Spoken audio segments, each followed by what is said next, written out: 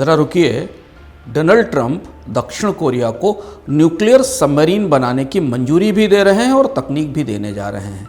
यदि आप अंतर्राष्ट्रीय मामलों पर नज़र रखते हैं तो आपने कभी नहीं सोचा होगा कि अमेरिका और कोरिया के बीच ट्रेड डील में न्यूक्लियर सबमरीन भी आ जाएगी और इसकी तकनीक अमेरिका से कोरिया को जाएगी, जो कि अमेरिका की सबसे बड़ी रणनीतिक ताकत है। दक्षिण कोरिया अमेरिका में $350 बिलियन का निवेश करेगा।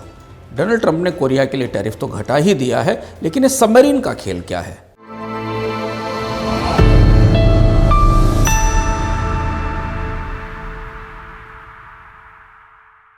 जरा कोरिया और अमेरिका के बीच हुई डील की डिटेल समझिए। अमेरिका और सियोल की जो बड़ी ट्रेड डील हुई है उसमें कारों पर अब अमेरिका में टैरिफ 25% से घटाकर 15% कर दिया गया है, यानी जापान के बराबर।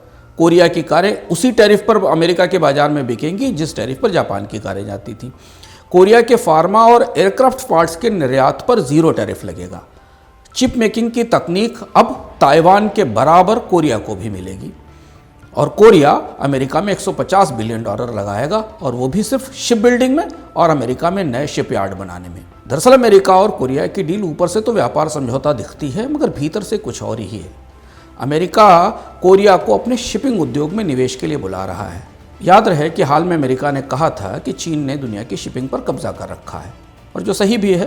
कोरिया अमेरिका की शिपिंग इंडस्ट्री को नए सिरे से खड़ा करेगा, मगर $350 बिलियन अगर एक साथ कोरिया की अर्थव्यवस्था से निकल गए तो कोरिया की करेंसी तो बैठ जाएगी। इसलिए करेंसी वॉन को बचाने के लिए कोरिया हर साल अमेरिका में केवल $20 बिलियन का निवेश करेगा। अब और आगे बढ़िए। इस शिपिंग के आड़ में अमेरिका अपनी सबसे कीमती तकनीक कोरिया को दे रहा है।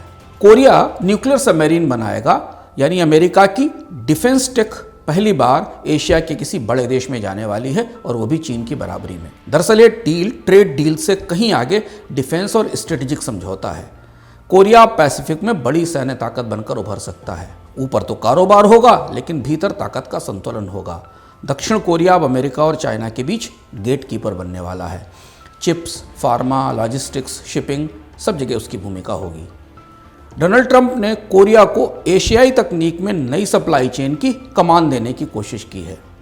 ये कोरिया का ग्लोबल ब्रेकआउट है, या दुनिया में एक नए तरीके की पहचान, या फिर वो चीन और अमेरिका के बीच ठंडी कूटनीतिक जंग में मोहरा बन जाएगा?